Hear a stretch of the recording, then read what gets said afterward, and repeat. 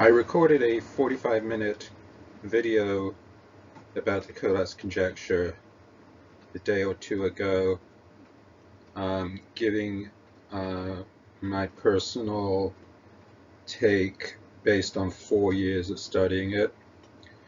One of the first things I understood was that the even numbers were essentially irrelevant. They were filler, and I couldn't understand why mathematicians were still talking about the even numbers.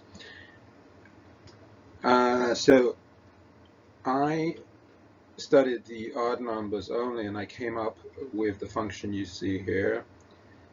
And I had a version of this function in my 45-minute talk, which had some errors in it, which made it just completely wrong.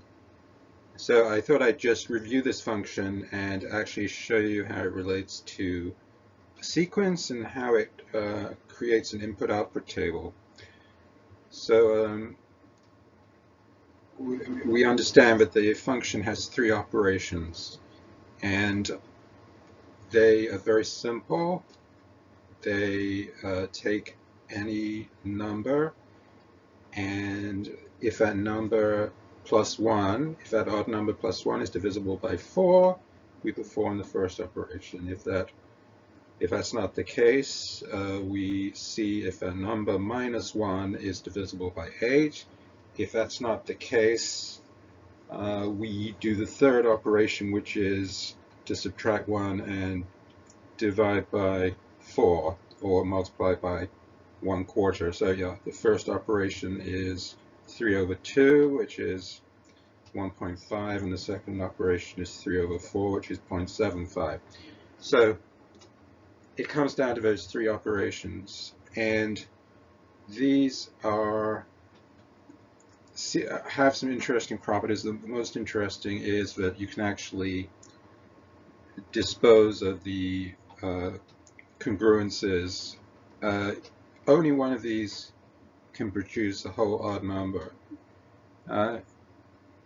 So if you run these 3 operations against any odd number, the output will be, only one output will be a whole odd number, and so you know that's the correct output. I guess essentially that's just a shortcut way of testing the congruence. So one name for this kind of function is a least recurrence, or first recurrence function, I can't remember which. And they're very powerful because they just, they're extremely efficient. And you'll understand why it works so well when you look at the table in a minute. So taking a number like I'm going to start with 27 again, why not?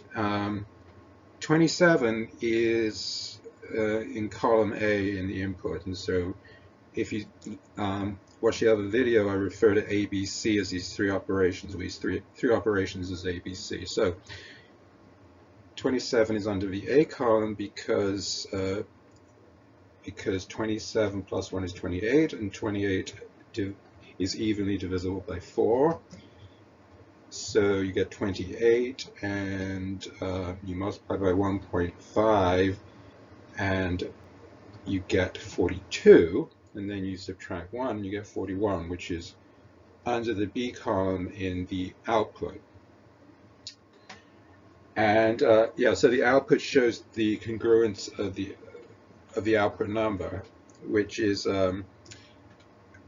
interesting in some sense, and in one sense not so great, but I'll mention that at the end. So we take 41 over to the input side. Again, it's of course B, and we find with B that the first case doesn't work, obviously.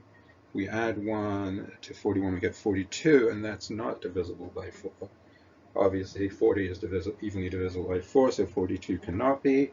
So we test the second case, which makes it 40, and that obviously is divisible by evenly divisible by 8. And so then we do the 3 over 4 operation, or multiply it by 3 over 4, and we get 30, and then we add 1, and we get 31. And so this continues. Again, 31 is the A congruence, and when we bring it over to the left side, to the input side, and do that 1.5 multiplication, we end up with 47, and then that's again the A operation. So again, we're going to get we're going to go with 47 plus 1, 48, times 1.5, which is 72, and then minus 1, which is 71, and that's we can't see the next step on the table because it's 107, but I'm sure you've entirely got the idea from that. So if you look at the input columns A and B, you'll see that they agree with the congruence. So 27 to 31, 31 to 35, the intervals are 4.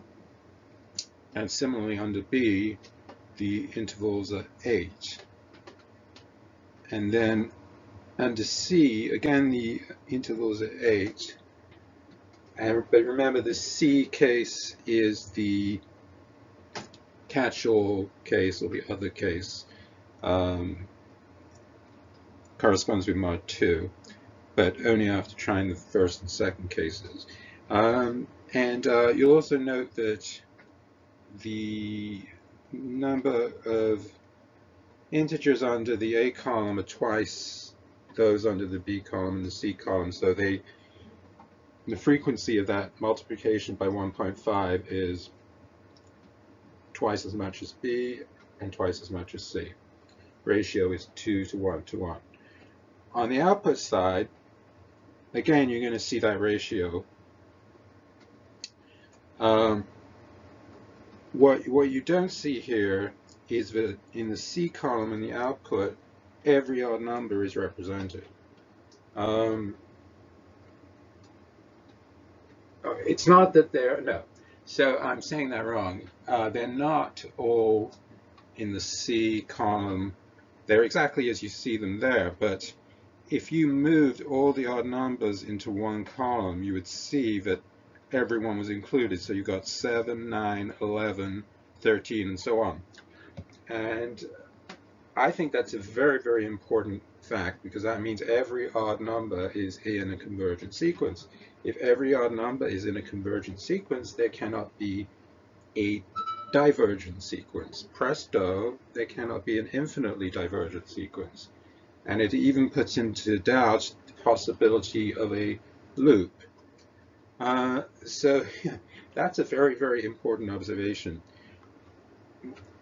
The one other thing I mentioned is that there are 16 rows here in this, that I've shown here in this table, and that's for a reason, because the distribution, as you see it, between A, B, and C repeats for the output every 16 times. And you can also notice that the congruences are B, AA, B, C, B, AA, B, AA, C, C, C, AA. Now that might sound meaningless, but that repeats itself in units of 16, all the way down the number line. So this tabulation is very, very powerful, and it goes hand in hand with the function. And I have to say that I never saw a function like this. When I came up with this in 2017. I don't even know if there was an odd function in 2017. I'm not sure about the Syracuse function, but the Syracuse function is just an odd-only version of the Collatz function. It doesn't include the superset numbers that is those divisible by 3. So this, as far as I know, is the only function that is global, universal, complete, and encompasses all the operations that the Collatz conjecture can perform, plus this additional divisibility by 3. So thank you very much.